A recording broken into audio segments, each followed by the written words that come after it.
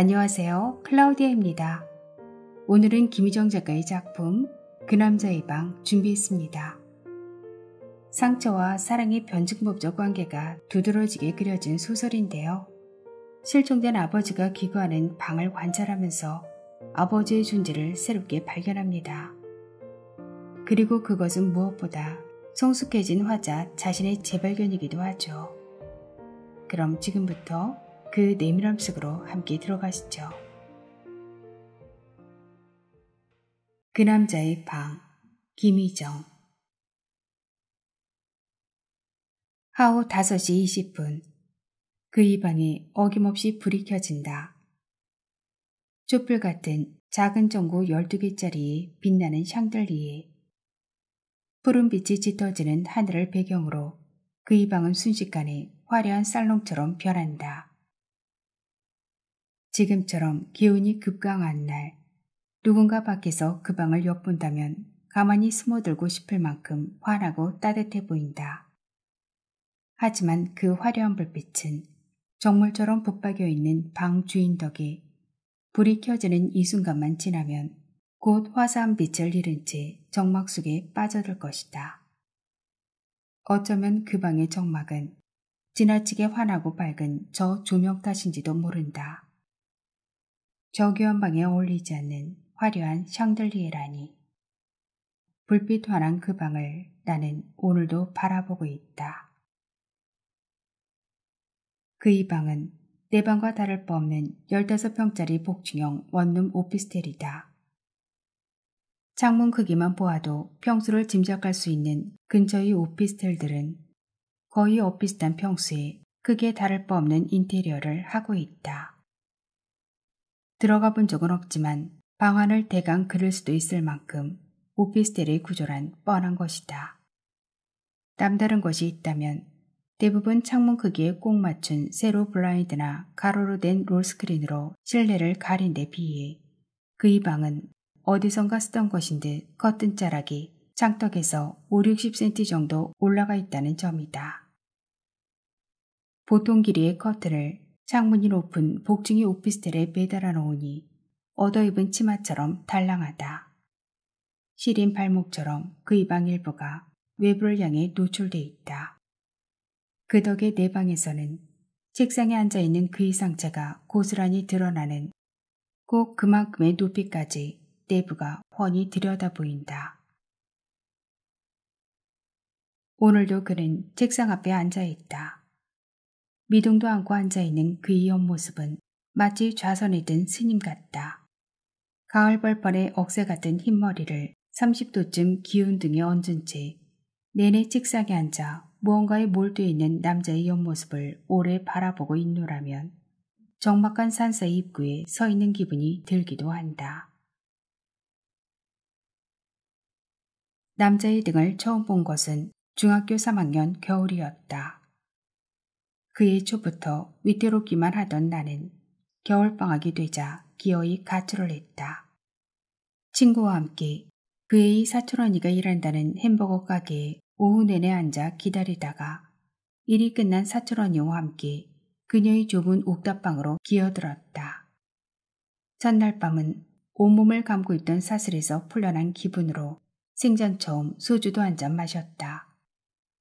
신발을 꺾어 신거나 규정보다 더 머리를 기른 채 사복을 입고 대학교 앞 생맥주집을 가도 좀처럼 느슨해지지 않던 것들이 일시에 풀려버리기라도 한 듯 나는 밤새 잠을 이루지 못했다. 갑갑하게 짝이 없는 집과 학교에 폭탄이라도 하나씩 던지고 나온 기분이었다. 다음 날 학교의 점심시간 무렵에야 일어나 늦은 아침을 먹을 때 학교로 불려갔을 엄마의 얼굴이 잠깐 떠올랐지만 곧 푸연 속으로 사라지고 그날 나는 친구와 함께 종일 명동거리를 쏘다녔다. 오후 서너 시경이었다. 추위도 녹일 겸 백화점에 들어가 시간을 보내던 우리는 1층의 잡화 코너를 하나씩 돌며 구경했다. 귀고리와 목걸이를 몇 개씩 걸쳐보기도 하고 큐빅이 촘촘히 박힌 머리핀을 꽂아보기도 했다. 선글라스 코너를 돌 때였다. 샤넬 로고가 선명히 찍힌 짙은 검정 선글라스를 만지작거리고 있던 어느 순간 친구와 눈이 반짝 마주쳤고 망설일 새도 없이 나는 태연히 그 선글라스를 들고 있던 가방 속에 집어넣었다. 화장을 곱게 한 점원은 중년의 여자에게 구찌 선글라스를 끼워주느라 정신이 없었다. 무언가 견고한 장벽 하나를 부숴버렸다는 쾌감으로 손을 꼭 잡고 재빨리 백화점 현관문을 나서던 나와 친구는 그나마 멀리 가지 못했다. 현관문을 채 나서기 전에 소리 없이 달려온 남자 직원의 조용한 악력에 꼼짝없이 잡혀 경비 사무실로 끌려갔다. 사람들 사이를 지나 계단을 내려가는 동안 남자의 한쪽 손에 든 무전기에서 새 나오는 잡음 때문에 신경이 곤두섰다. 지하 3층 경비 사무실이 파리한 형광등 불빛 아래 내 가방에서 나온 샤넬 선글라스가 무참히 빛나고 있었다. 연락도 안 되는 딸을 기다리느라 밤을 꼬박 새운 후 하루에 학교와 백화점 두 군데서 호출을 받은 엄마는 혼절 직전이었고 그런 엄마 대신 달려온 아버지의 얼굴은 대리석 조각처럼 굳어 있었다. 이혼한 친구의 엄마는 식당 일이 바빠서 백화점까지 오지도 못한 채 전화로 모든 걸 아버지에게 일임했다. 반드시 맨 넥타이에 정장 코트까지 걸친 영락없는 은행원 차림으로 허겁지겁 달려온 아버지가 철없는 아이들이 한 짓이니 한 번만 용서해달라며 빌고 또 빌고 나서도 30분 이상 경멸 어린 훈계와 시선을 받고야 겨우 풀려나오던 길이었다. 아무래도 내가 잘못 산 것 같구나. 서너 발자국 앞서 걷던 아버지의 감색 코트 위로 저물어가는 겨울 햇살 한 줄기가 시리게 내리꽂히고 있었다. 그 인색한 햇살 때문이었을까? 아니면 아버지에게 끝내 한마디도 할 얘기가 없다는 사실을 깨달은 내 완강한 침묵 때문이었을까? 코트가 땅에 끌릴 듯 내려앉은 아버지의 등허리가 눈에 들어왔다. 딱딱하게 굳은 아버지의 등은 오랫동안 사람의 손이 닿은 적 없는 옛 무덤처럼 적막하기 그지없었다. 돌아온 내 등과 머리를 닥치는 대로 때리다가 끝내 큰 소리로 흐느끼던 엄마는 적어도 아버지처럼 적막해 보이지는 않았던 것이다. 그의 바로 옆방과 아랫방에도 불이 들어온다. 하늘에 푸른색이 덫을 거듭할 무렵이 방심한 시간대에는 꽤 많은 집들이 블라인드나 커튼 단속을 하지 않은 채 불을 켜기 때문에 내부가 훤히 들여다 보인다. 밖이 아직은 완전히 캄캄하지도 않을 뿐더러 설령 누군가 들여다본다 해도 꺼리낄 게 별로 없는 시간대인 것이다.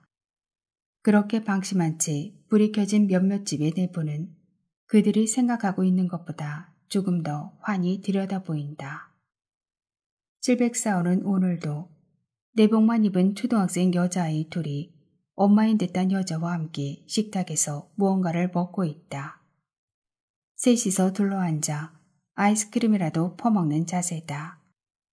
905호 그의 옆집에선 20대로 보이는 여자가 블로그에 글이라도 올리는지 모니터에 열중해 있다. 긴 생머리를 난 여자의 길고 가는 어깨선이 모니터 불빛 탓에 더 창백해 보인다. 신도시로 들어오는 인터체인지 가로등에도 불이 들어와 있다. 크고 둥근 반원을 이룬 인터체인지와 직선으로 뻗은 외곽순환도로의 가로등 불빛들은 제법 그럴듯한 밤 풍경을 만들어낸다. 유영하듯 흐르는 자동차 불빛들과 호위하듯 도열한 가로등과 멀리 보이는 아파트 단지들까지 합세한 불빛들이 아련한 반짝임이 절로 상념이 적게 만든다. 그러나 정확히 말하면 오피스텔 사이로 보이는 이 느닷없는 야경보다 더 먼저 내 시선이 가닿는 곳은 불빛들을 부표처럼 띄워놓고 바다처럼 음험하게 누워있는 들판의 검은 여백이다. 낮에는 남루하게 비닐하우스들이 들어선 그저 넓고 빈 들판에 불과한데 어두워지면서 벌판은 대천 앞바다처럼 막막해지고 그 가장자리로 비닐하우스들이 파도라도 일렁이는 양 희끗희끗한 갈기를 세우고 몰려들 기세인 것이다. 그럴 때마다 나는 육지의 한 끄트머리에 앉아 먼 바다에서 반짝이는 고기잡이 배들이라도 보듯 아련해지곤 하는 것이다. 집을 떠난 아버지가 간 곳도 바다라고 했다. 10년 전 어느 날 갑자기 아버지가 모든 걸 버리고 떠난 후 가다 온 곳이 바다였다는 사실은 아직도 내게 불가사이다. 죄를 3개나 넘어야만 대처로 나올 수 있는 충청북도 산골짜기 출신 아버지가 하필이면 떠난 곳이 바다였다니. 아니, 무엇보다 이해할 수 없는 것은 아버지가 갑자기 집을 나갔다는 사실이었다. 시중은행이 만년과장에서 부장이 된 지 3년째였고 정년을 꼭 한 해 앞둔 시점이었다. 1년만 더 직장생활을 하고 나면 아버지는 남은 생애 동안 생계 걱정 없을 만큼의 연금을 받으며 안온한 노후를 보낼 수 있을 것이었다. 그날 아침에는 북성한 벚꽃이 여의도에 만개했다는 소식이 전해졌고 나는 무사히 입학한 대학에서 신입생 환영회를 겸한 학과 MT를 강촌으로 다녀왔다. 뒤풀이까지 마치고 밤늦게 집에 들어와서야 나는 아버지가 사라졌다는 걸 알았다. 대를 물려온 청빈이 유일한 자랑거리인 선비 집안의 장남으로 한 장 한 장 벽돌 쌓듯 읽은 가정의 가장으로 55년 동안 한 번도 넘치거나 치우치지 않게 살아냈던 아버지는 마치 벚꽃이 피기만을 기다려온 사람처럼 여의도에 모인 그 많은 인파 속으로 사라져버렸다. 30년이나 근속한 은행에는 이미 사표가 수리된 상태였고 퇴직금도 정산이 끝나 있었다. 나와 엄마 그리고 살던 집과 다달이 붙던 적금 통장과 보험 따위를 고스란히 남겨두고 입던 옷가지를 계절별로 2벌씩만 챙겨서 거짓말처럼 사라졌다. 30년 근속한 대가인 퇴직금은 지하철역 앞 작은 점포의 등기권리증으로 바뀌어 적금 통장과 함께 있었고 깨끗이 정리된 아버지의 책상 서랍에는 짧은 편지 한 장이 남아 있었다. 어떤 말로도 당신에게 지금의 나를 설명할 수 있으리라곤 믿지 않소. 하지만 최소한 한마디라도 남겨야 한다는 마지막 의무감으로 더듬거리고 있어. 당신도 알다시피 난 평생 누구보다 열심히 살았소. 헛된 길을 걸은 적도 없고 삿된 길을 기웃거린 적도 없이 주어진 길을 묵묵히 걷는 게 최고의 선이라고 믿었소. 하지만 지금 나는 모든 게 허무하고 허전하기만 해 견딜 수가 없소. 내 속이 텅 비어버린 것 같소. 더 이상 이곳에 있을 수 없다는 생각만 하루하루 절박했소. 뭐가 기다리고 있는지 모르겠소. 하지만 가보고 싶소. 낯설고 먼 곳으로 가니 부디 나를 찾지 마시오. 당신과 소연에겐 미안하게 그지없소. 아버지는 그렇게 거짓말처럼 사라졌다. 저녁을 먹으려는지 그가 의자에서 일어나 천천히 뒤돌아서 냉장고로 간다. 방 안에서도 트레이닝복이나 러닝셔츠 차림을 절대로 하지 않는 그는 푸른색 난방을 입고 있다. 문이나 배색을 구분할 수는 없지만 전체적으로 푸른빛을 띠고 있는 난방이라는 것 정도는 충분히 알 수 있다. 냉장고 문을 열자 속에서 쏟아져 나온 불빛 때문에 유난히 등이 굽은 그의 실루엣이 더 두드러져 보인다. 그의 등 너머로 불이 환히 켜진 냉장고 선반들이 보이지만 그 안의 내용물들까지 알아볼 수는 없다. 안경을 끼지 않으면 눈앞의 사물들을 제대로 구분해내지 못하는 불량한 시력타도 있지만 설령 시력이 아무리 좋다 해도 그 이방 냉장고 속까지 들여다볼 수 있을 만큼 가까운 거리는 아닌 것이다. 8층의 내 방에서 맞은편 비잔티움 오피스텔을 볼 경우 같은 8층보다는 9층이 더 눈높이에 맞았다. 전면의 벽이 가슴까지 올라와 있는 높은 턱 때문에 같은 층보다는 한 층 높은 9층이 더 잘 보이는 것이다. 집에서 일본 만화책을 번역하는 나는 창문 아래에 커다란 책상을 두고 있는데 책상에 앉아 있다가 습관적으로 눈을 들면 시선은 자연스럽게 맞은편 오피스텔로 갔고 그때마다 그는 늘 부동의 자세로 책상에 앉아 있었다. 아침 일찍부터 밤 12시까지 밥 먹는 시간을 제외하곤 그는 늘 책상에 앉아 무언가에 몰두해 있었다. 북향을 한 그의 오른쪽 옆모습을 나는 하루에도 몇 차례씩 바라보지만 자세는 쉽게 흐트러질 줄 몰랐다. 도대체 그는 뭘 하고 있는 걸까? 흰머리를 눈 덮인 초가처럼 이고 있는 그가 종일 책상에 앉아 뭘 하고 있는지 궁금해질 때마다 나는 큰 잔에 물을 따라 한 컵씩 마시곤 했다. 가구와 하나가 돼버린 듯 책상 앞에 앉아 그는 도대체 뭘 하고 있는 걸까? 흔히 젊은 남자의 실종은 의심과 배반감이 먼저인 반면 나이 든 남자의 실종은 무엇보다도 혼돈을 가져왔다.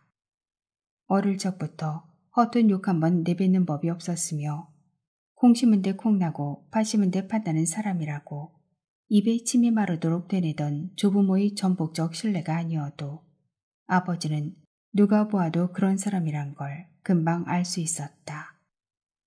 고등학교까지 한 번도 결석을 한 적이 없으며 나이 많은 조부를 대신해 고등학교를 졸업한 후 곧바로 작은 회사에 취직을 했다.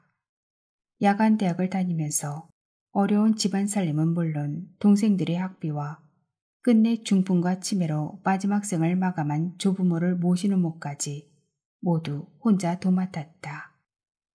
군복무 동안 틈틈이 공부한 덕에 제대 후 곧바로 취직을 한 은행에서 30년 동안이나 근속했으며 부모의 상종을 제외하곤 결근 한 번 없이 근무해왔다. 90년대 초반 은행이 여전히 인기 직장이었던 시절 몇 군데 보험회사와 신생금융회사에서 아버지에게 스카우트 제의를 해온 적이 있었다. 물론 훨씬 나은 직위와 연봉을 제시했지만 아버지는 뿌리라도 내린 바위처럼 움직일 줄을 몰랐다. 동료들 사이에서 아버지의 별명은 노개였다고 한다. 미련스럽게 한 곳에 오래 붙어 있다고 누가 알아주겠는가. 결국은 노개가 되어 회사 처리밖에 더 하겠느냐 빈정거림 당하던 노개. 집안에서라고 별로 다를 게 없었다. 혼사를 서두르는 부모의 성화에 먼 친척이 소개한 참한 처녀였던 엄마와의 결혼에 앞서 아버지는 한 가지 조건을 내세웠다.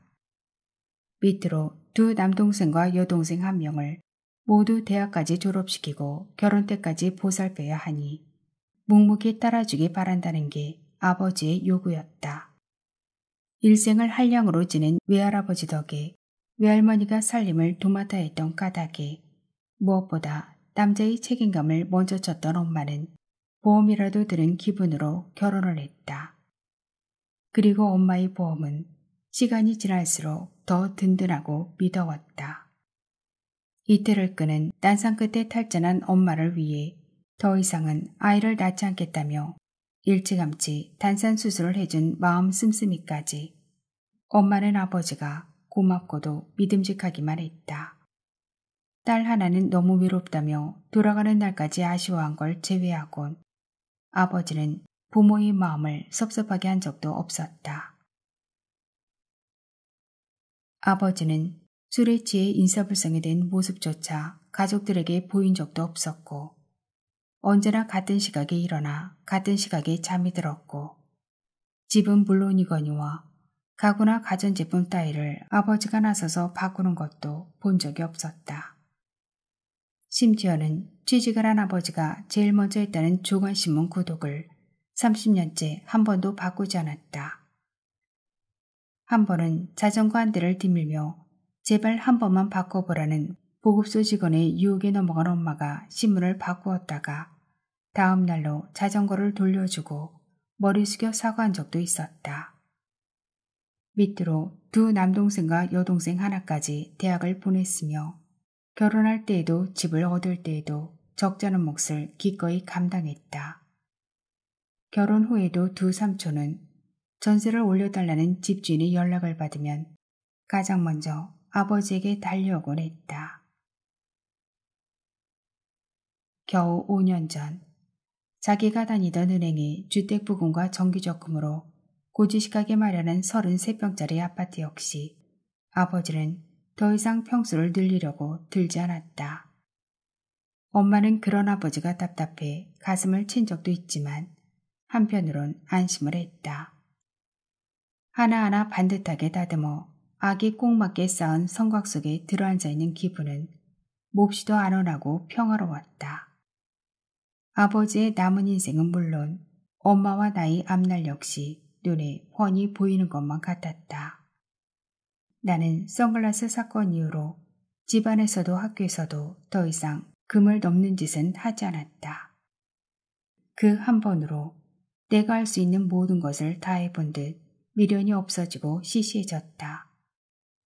고등학교 3년 동안 착실히 공부해서 부모가 그리 섭섭지 않을 만큼의 대학에 무사히 진학도 했다.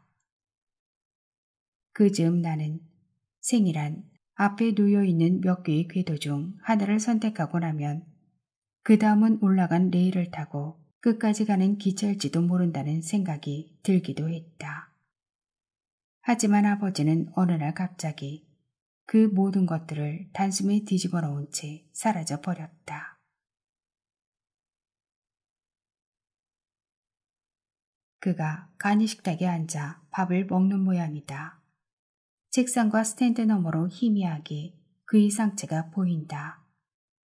가끔씩 주방에서 한참 동안 요리를 하는 경우도 있지만 대부분은 간단히 식사를 때우는 모양이었다. 혼자 사는 것이 가장 불편할 때는 식사 때였다. 혼자 먹는 밥은 아무리 진수성찬을 차려놓아도 맛이 나지 않는다. 한동안 나는 그의 식사 시간에 맞춰 밥을 먹기도 했다. 아침 8시 30분에 아침을 먹고 1시에 점심을, 저녁은 7시에 먹는 매우 규칙적인 식사였다. 그가 식탁에 앉아 식사를 하는 동안 나 역시 그의 방이 똑바로 마주 보이는 간이식탁에 앉아 밥을 먹었다. 2달 동안 함께하던 그 기묘한 동반 식사는 그러나 오래가지 못했다. 무엇보다 아침 일찍 일어나 밥을 먹는 게 내겐 쉬운 일이 아니었다. 때로 나는 그의 밥상을 상상하며 내 밥상과 크게 다르지 않으리라는 짐작을 해보기도 한다. 그의 건물 1층에는 솜씨 좋은 중년 여자가 하는 반찬가게가 있다. 다른 어떤 점포보다 성업 중이었고 나도 그곳을 자주 이용했다. 일주일에 한 번쯤 그곳에 가 된장에 박은 콩잎이나 연근조림 따위의 밑반찬을 사오곤 하는데 화려하진 않지만 집반찬과 다르지 않아 주변 오피스텔 입주자들의 단골집이었다. 물론 반찬가게에 갈 때마다 나는 맞은편 그의 방을 확인하곤 한다. 그가 여전히 책상에 앉아있는 걸 확인하고 나서야 나는 지갑을 들고 그가 사는 건물 1층으로 간다. 가는 길에 그의 우편함을 한 번씩 살펴보는 것도 잊지 않는다. 지난 여름 어느 날 4시간째 미동도 않고 책상에 앉아있는 그를 바라보다가 도대체 그가 무얼 하고 있는 건지 참을 수 없이 궁금해진 나는 벌떡 일어나 열쇠를 챙겨들었다. 갑자기 그의 우편함이 떠오른 때문이었다. 우편물을 보면 무언가 짐작이라도 할 수 있지 않을까. 우편함을 찾으러 그의 오피스텔 건물에 들어간 나는 곧 난감해졌다. 매일 수차례 바라보는 방이지만 정작 호수를 몰랐다. 나는 망설일 새도 없이 1층에 멈춰서 있던 엘리베이터에 재빨리 올라탔다.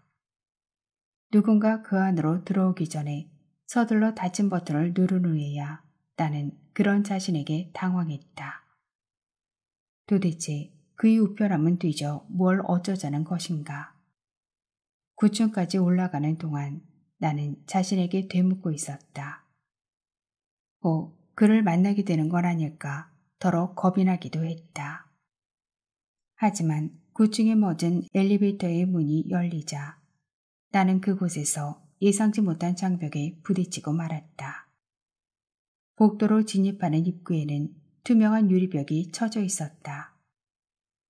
최근 몇 년 새 지어진 아파트에 흔히 있는 무인 단속용 출입문이 복도 입구에 떡 버티고 있었다. 해당 호수에 배를 들러 호출을 하면 실내에서 문을 열어줘야만 들어갈 수 있는 통제 시스템이었다. 순간 당혹감과 함께 어처구니 없지만 배반감 같은 것이 몰려왔다. 마치 바리게이트 앞에라도 서 있는 기분이었다. 맨 오른쪽 문이 분명한 그의 방문은 너무 멀어 숫자가 보이지 않았다. 대신 그의 바로 옆집인 905는 똑바로 보였다. 그리고 905 왼쪽에는 901호에서 904호라는 아크릴 표지판이 보였다. 그의 방은 분명코 906호였다. 방 호수만 확인한 나는 도망치듯 다시 엘리베이터를 타고 내려왔다. 경비가 졸지 않는다면 무인 카메라에 비친 수상한 내 거동을 보고 달려올 것만 같았다. 예상과 달리 우편함은 1층 주차장으로 나간 외부에 있었다. 나를 위해 그곳에 만들어 놓기라도 한 듯 반가웠다. 그러나 확신에 가까운 기대감과 달리 우편함은 텅 비어 있었다. 광고 전단 한 장 볼 수 없는 텅 빈 우편함. 마치 내가 올 줄 알고 누군가 우편함마저 비워버린 듯 했다. 그날 나는 2번의 난데없는 배반감에 당혹하여 도망치듯 내 방으로 돌아와 다시 한번 그를 건너다 보았다. 그는 그동안 화장실조차 다녀오지 않은 모습으로 여전히 책상 앞에 앉아 있었다. 그 후로 나는 가끔씩 습관처럼 그의 우편함을 뒤져보곤 한다. 엄마와 나는 갑자기 급정거를 한 선로 위에서 당황한 채 주위를 두리번거렸다. 아버지가 갈아탄 기차가 어디로 사라졌는지 도통 감도 잡을 수 없었던 것이다. 딴 여자가 생긴 게 아닐까? 엄마는 모두가 한 번쯤 의심할 법한 말을 가장 먼저 입 밖으로 꺼냈다. 젊은 여자와 함께 도피행이라도 떠난 건지도 모른다는 그럴듯한 시나리오였다. 하지만 그럴 만한 증거는 어디에서도 찾을 수 없었고 돈 한 푼 안 챙긴 채로 여자와 떠난다는 건 거의 가능성 없는 얘기였다. 게다가 여자라곤 엄마가 처음이었고 평소 그토록 과묵하고 변변한 주변머리도 없던 사람이 갑자기 여자와 함께 세상 끝으로 사라졌다는 얘기는 곧 설득력을 잃었다. 그 밖에도 이모와 삼촌들은 절에라도 들어갔을지 모른다거나 깊은 산속에 빈집을 찾아 들어갔을지도 모른다는 저마다의 상상력을 동원했으나 그 모두가 아버지의 성품과 한계 안에서의 지측일 뿐이었다. 아버지의 소식을 한 것은 실종된 지 2달이 지나던 뿌리가 누렇게 변하기 시작할 무렵이었다. 아버지가 돌아올 때까지 기다려보자는 게 최종 의견들이어서 한동안 잠잠히 지내던 차에 작은 삼촌이 종로경찰서 정보과에 있다는 고등학교 동창을 우연히 만나 아버지의 행적을 알아봐달라고 부탁을 한 것이다. 삼촌이 가져온 정보에 의하면 뜻밖에도 아버지는 집을 나간 사흘 후 부산에서 외항선을 타고 나갔다고 했다. 더욱 놀라운 것은 밀항도 아니었고 언제 준비했는지 선원증까지 받아 가파른 자격으로 유럽행 컨테이너선을 타고 갔다는 것이었다. 정식 해운회사 소속은 아니었고 주로 자벽보드를 송출하는 용역회사를 통해서였다. 외항선을 타고 나갔다는 소식은 아버지가 갑자기 집을 나간 때만큼이나 우리를 당혹스럽게 했다. 충청도 산골짜기 출신의 골세님인 아버지는 여름 휴가라 해서 그 흔한 해수욕장을 가거나 자신이 먼저 나서 겨울 동해바다를 보러 간 적도 없었다. 그저 이모네가 어쩌다 콘도를 빌렸다며 함께 가자고 할 때나 그 일행이부터 속초 바닷가나 서해의 대천 바다를 가보았을 뿐이다.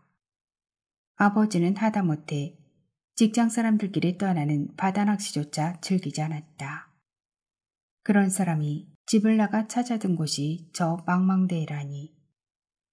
갑자기 대양 한가운데로 뛰어든 아버지의 마음의 행로를 도무지 짐작조차 할 수 없어진 나는 심한 뱃멀미라도 하듯 어지러웠다. 2달 동안 멍하니 당혹스럽기만 하던 엄마에게 아버지가 망망대해로 떠났다는 소식은 비로소 깊은 배반감을 불러왔다. 절도 아니고 산도 아니고 하다못해 여자도 아닌 바다라니. 엄마는 아버지가 가출을 했다는 사건보다 아버지가 간 곳이 단 한 번도 생각해보지 못한 바다라는 사실에 더 심하게 몸을 베인 사람 같았다. 엄마는 그때까지 옷장에 고스란히 걸려있던 아버지의 옷들을 모두 꺼내 아파트 쓰레기통 옆에 헌옷 수거함에 넣어버렸다.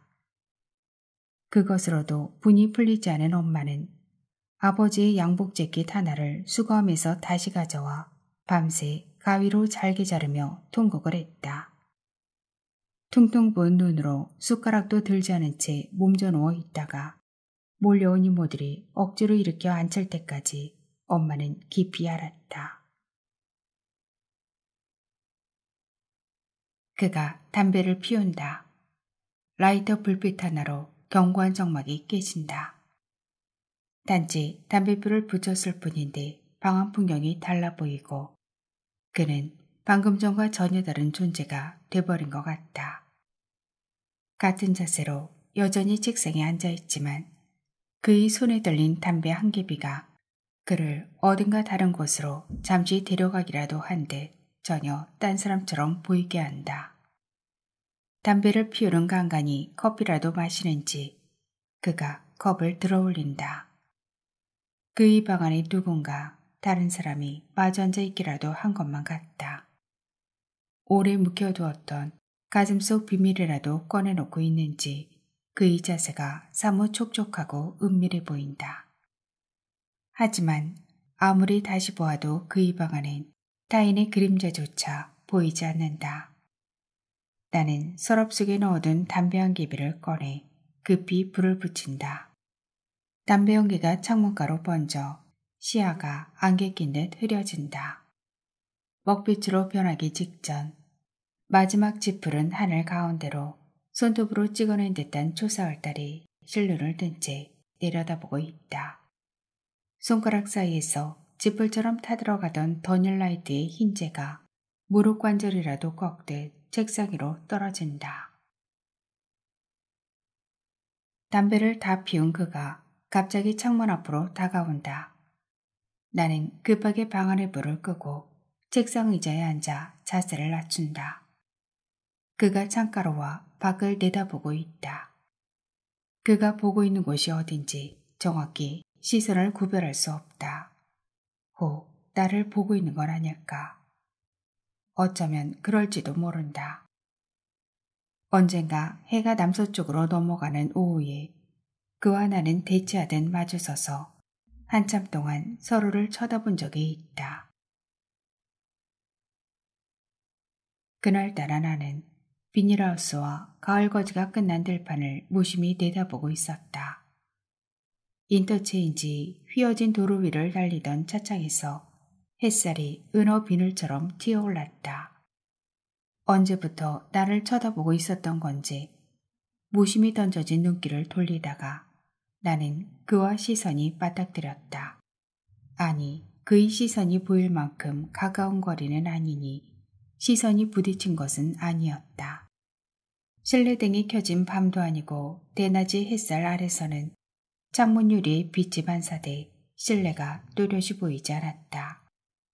하지만 저 사람이 분명 나를 보고 있다는 확신이 들 만큼 그의 자세가 나와 겹쳐지는 느낌만은 또렷했다. 얼굴 윤곽이 보이는 것도 아니고 표정이 보이는 것은 더더욱 아니지만 그가 나를 보고 있다는 걸 충분히 알 수 있는 어떤 기척. 평소 같으면 얼른 주방 쪽으로 몸을 돌리거나 롤스크린을 내려버렸을 터인데 그날은 나 역시 피하지 않고 그를 마주보았다. 내가 그를 마주보고 있다는 걸 충분히 알 만큼 나도 그를 쳐다보았다. 미동도 하지 않고 그와 나는 서로를 쳐다보았다. 그의 어깨는 낯선 사람에 대한 호기심으로 적당히 긴장돼 있었고 눈빛은 이곳에서도 느낄 수 있을 만큼 형형했다. 나는 단지 그런 그를 바라보았다.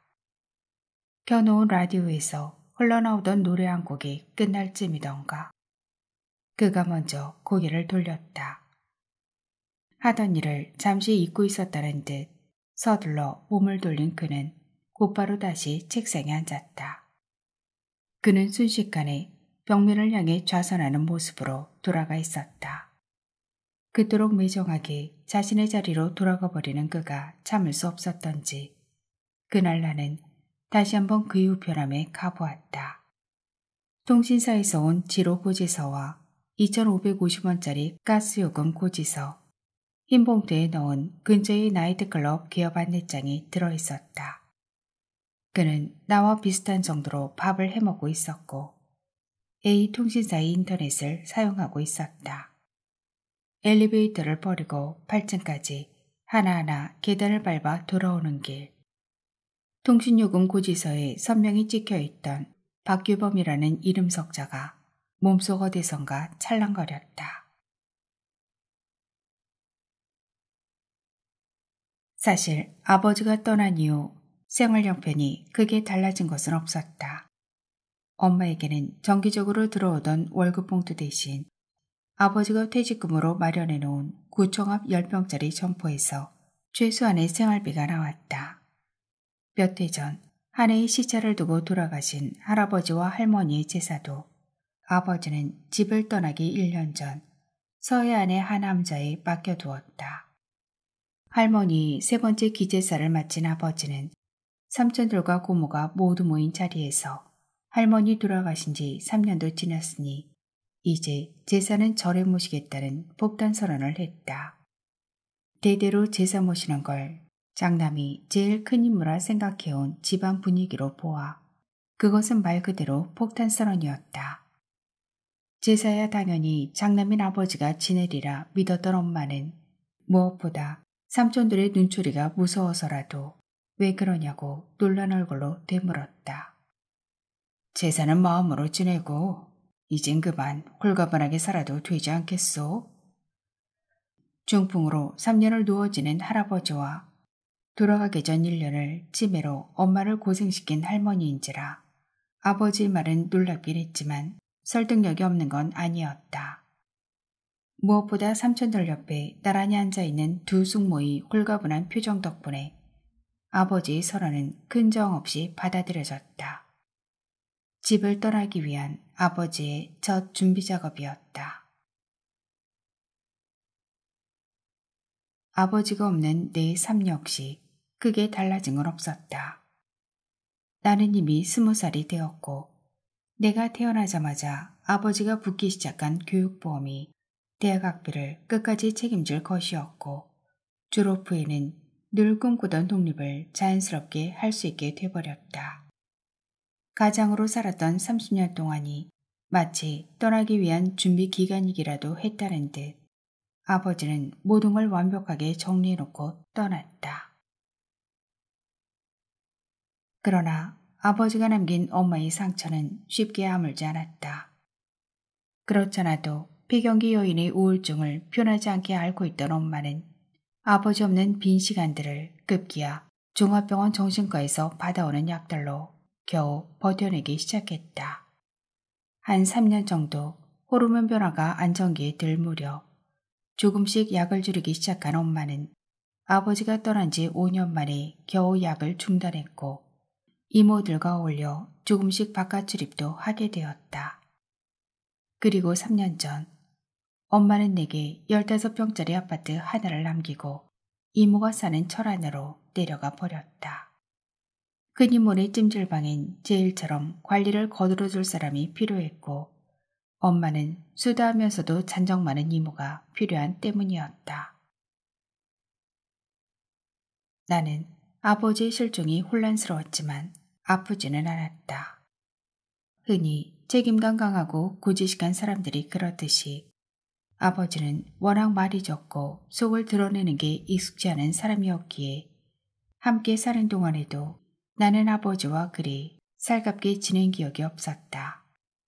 내가 머리에 염색을 하거나 곧 실밥이 터질 듯한 교복 따위로 발아가던 중학교 때는 학생 시절 교무조차 한 번도 삐뚤게 써본 적 없는 아버지와 사사건건 부딪혔지만 선글라스 사건 이후 내가 그런 일들에 흥미를 잃는 바람에 아버지와 더 이상 충돌이 일지 않았다. 학교에서도 소심한 모범생들에게 호기심은 일지 않지만 한번 마음을 뜨고 나면 여간에선 변찮는 신뢰감이 생기듯이 아버지에게도 나는 비슷한 심정이었다. 혈액형이나 별자리처럼 사람을 몇 가지 유형으로 나누어 분석하기를 좋아했던 내게 아버지는 절대로 변하지 않을 한 인간 유형이 모델이었다. 하지만 아버지는 그런 내 신념을 비웃기라도 하듯 모든 걸 헝클어 놓았다. 이후로 나는 대학생활 내내 다가오는 남자들을 쉽게 받아들이지 못했다. 그 사람 속에 감춰져 있을 또 다른 곳에가 못 박힌 내 시선을 남자들이 견디지 못하고 떠난 것이다.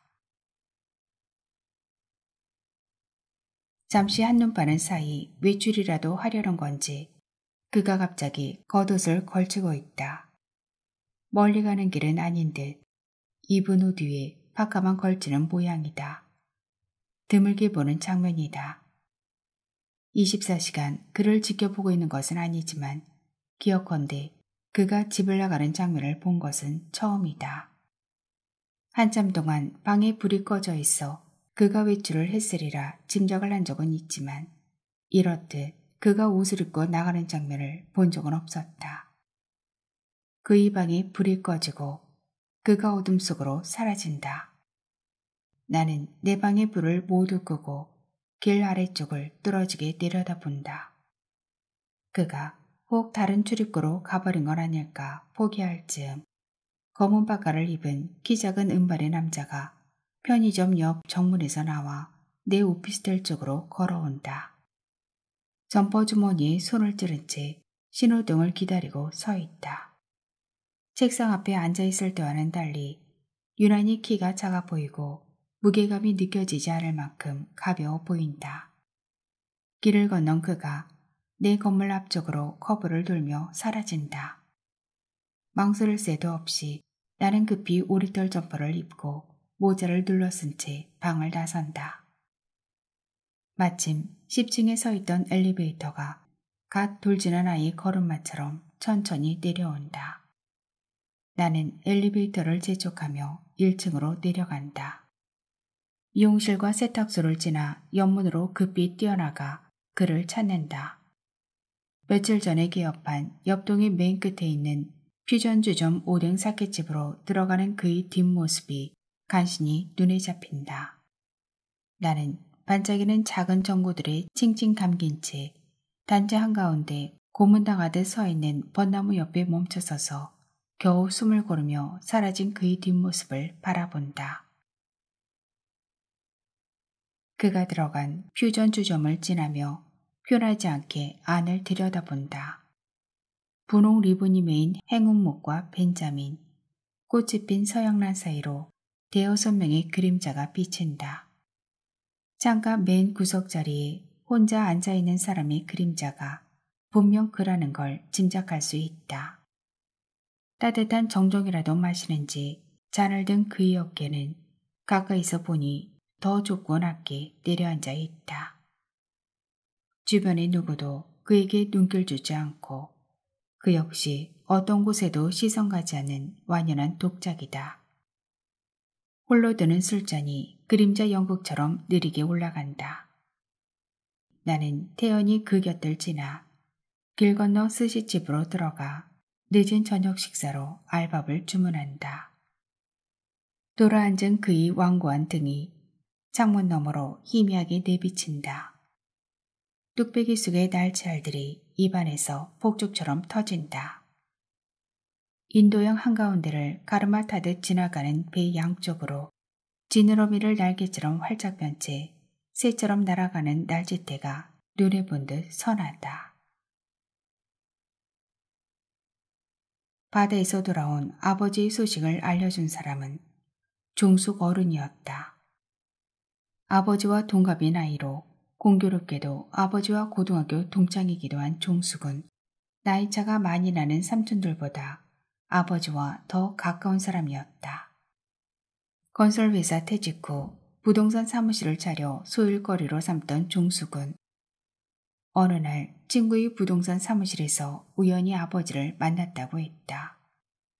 아버지는 마침 외국에서 살고 있는 집주인이 시세보다 500만 원이나 싸게 내놓은 방에 전세계약서를 쓰던 중이었다. 작은 집 장남인 아버지와 함께 늘 집안의 대소사를 분담해오던 종숙은 아버지가 사라진 후 그 모든 일들을 혼자 도맡고 있었다.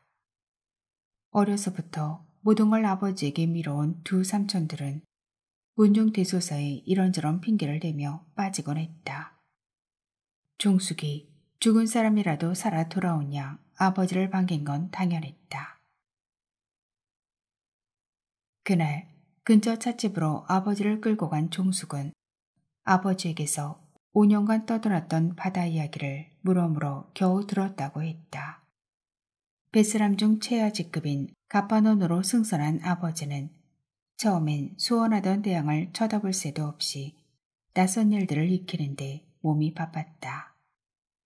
갑판장의 지시에 따라 기름때 전 작업복을 입고 배에 페인트를 칠하거나 선적된 컨테이너를 조이는 레싱 작업을 했으며 입주랑 시마다 긴장감 팽팽한 갑판이를 뛰어다녔다. 휴식은 인도양에 들어서야 겨우 찾아왔다. 찌그러진 곳 하나 없이 공처럼 둥근 대양 한복판에서 지나가는 배 한 척 눈에 보이지 않고 오직 자신이 탄 배 하나만이 홀로 바닷길을 가르고 있었다. 엔진 소리 하나 들리지 않는 고요한 선수에서 문득 담배 한 기비를 피우며 아버지는 비로소 비늘처럼 떨어져 나가는 걸 보았다. 그토록 무겁고 두렵기만 하던 세상 것들이 어느 순간 배전으로 튀는 물 한 방울 보다도 더 가볍고 덧없어지고 있었다. 순간 그는 예감했다. 둥그런 수평선 너머로 내려가는 쇳물 같은 해를 보며 다시는 떠나온 곳으로 되돌아가지 못하리란 걸. 제일 낯선 세상을 보고 싶었다고 하더라. 지금까지 자기가 살아오면서 한 번도 가본 적이 없고 앞으로도 그럴 것 같은 곳 말이다. 세상에 가장 눈선 데가 어딘가 생각해보니 바다였더란다. 그것도 망망대해서 자기가 일생을 지렁이처럼 기듯이 산 땅덩어리를 보고 싶었다더구나. 우주선을 타고 하늘로 올라갈 수는 없는 노릇이었으니까. 그래서 혼자 몰래 준비한 선원증을 얻어 갑판원으로 이 배에 저 배를 타고 5년간 세상 구경을 하고 왔단다. 태평양, 인도양, 대서양을 모두 돌았다더라. 일부러 낯설고 멀리 가는 배들만 골라 탔대. 다른 사람들이 기피하는 배를 타는 건 그중 수월했나 보더라. 정해진 휴가도 될 수 있으면 단축해서 5년 내내 무리를 떠다니다시피 했단다. 그렇게 한 5년 떠들고 나니까 가슴속에 바위처럼 뭉쳤던 것들이 뭐였는지 이젠 기억조차 나지 않더란다. 그 망망대에서 이 좁아빠진 땅덩어리를 보면 참 허망하기 짝이 없더란다. 사는 게 어이없기만 하고 죽는 날까지 그렇게 보내도 하나도 억울할 게 없을 것 같더란다. 나이 때문에 더 이상 탈 수가 없어 배에서 내리고도 부두에서 망일을 하며 바닷가에 붙어 있다가 작년에야 서울 근처로 왔나 보더라. 이젠 너들의 신세니 어딜 가도 바다나 다름없겠지. 너나 네 어머니에겐 염치없는 짓이니 절대 연락 말라고 했지만 아무리 생각해도 너는 알고 있어야 할 것 같아서 불렀다. 입고 있던 옷이라도 터진 건지 그가 내복빛깔의 옷을 들고 바느질을 하는 모양이다. 실을 너무 길게 꿰었는지 손놀림이 크고 느리다. 한 땀 한 땀 떠가는 손길이 더없이 신중하고도 정성스럽다. 그의 시선과 바느질감이 한 몸이라도 이루듯 빈틈없이 몰두해 있다. 어떤 누구라도 그 사이로 비집고 들어갈 틈이 없어 보인다. 바느질 하나에도 저토록 자신의 전부를 던져 하나가 될 수 있다니. 나는 그의 바느질 모습을 넋을 잃고 바라본다. 어느덧 그에게 바느질은 책상 앞에 앉아 종일 꼼짝하지 않고 책을 읽던 모습이나 홀로 술을 마시던 모습들과 다를 바 없어 보인다. 그는 늘 홀로 있지만 정부와 틈 하나 없이 포개져 있는 사내처럼 충만해 보인다. 고독하지만 외로워 보이진 않는다. 나는 방불을 남김없이 켜놓고 세 쪽으로 나뉜 롤스크린 보드를 끝까지 감아 올린 후 와인 한 잔을 들고 2층으로 올라가 계단에 앉는다. 자동차 통행이 줄어든 시각의 야경은 한결 차분해져 있다. 환한 불빛 속의 내 방과 계단에 앉아있는 내 모습이 맞은편에서 훤히 들여다 보일 것이다. 그 이 방이 나란히 눈높이에서 더 가까이 보인다.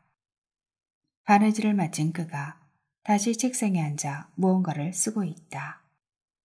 그가 쓰는 것이 일기인지 혹은 가계부인지 나는 알 수 없다. 1년 가까이 훔쳐보고 가늠해보고 우편함까지 뒤졌지만 나는 그가 하루 종일 앉아있는 책상에서 무엇을 하는지 결국 알아내지 못했다. 바로 저기다. 저기서 혼자 살아.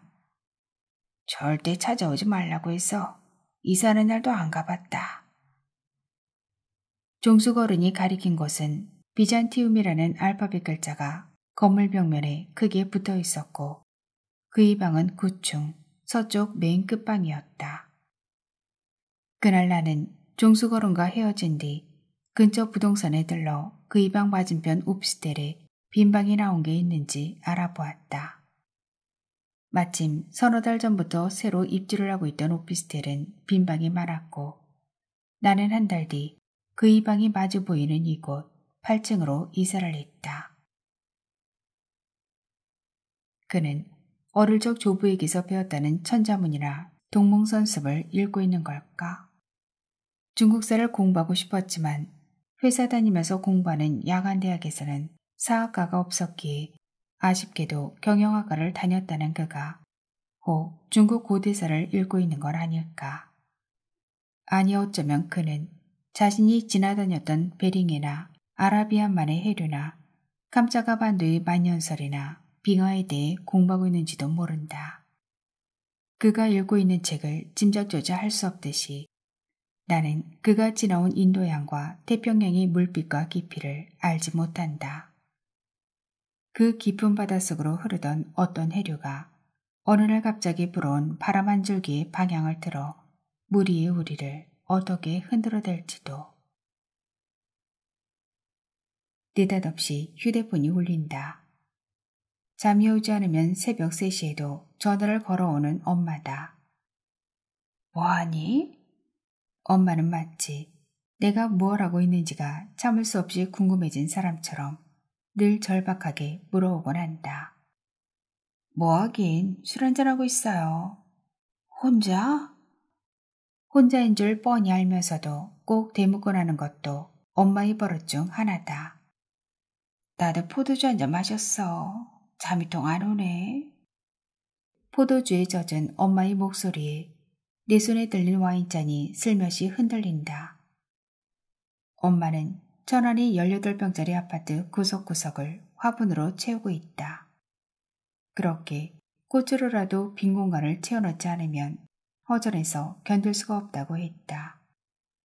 지금도 엄마의 방 안에선 연분홍 철쭉이 철 이룬 꽃을 화사하게 피워내고 있을 것이다. 나고 한 잔 더 마시면 잠이 올 거야. 우리 건배할까? 나는 자꾸만 잠기려는 목소리를 애써 가다듬는다. 그럴까? 젖은 엄마의 목소리에 습기가 조금 가신다. 건배. 나는 캄캄한 어둠에 묻혀버린 그의 방을 향해 술잔을 든다. 투명한 술잔 속에 꼬리를 매단 가로등 불빛들이 한데 들어와 꼬물거린다. 오늘이 네 아버지 생일인 거 너도 알지? 꼭 10년인데 어디서 잘 살고 있겠지? 마침내 엄마의 목소리가 포도주잔 깊숙이 젖어든다. 나는 불 꺼진 그의 방을 바라보며 가만히 고개를 끄덕인다. 소설은 여기서 끝이 납니다. 긴 시간 함께 해주셔서 감사합니다. 행복한 오늘 되세요.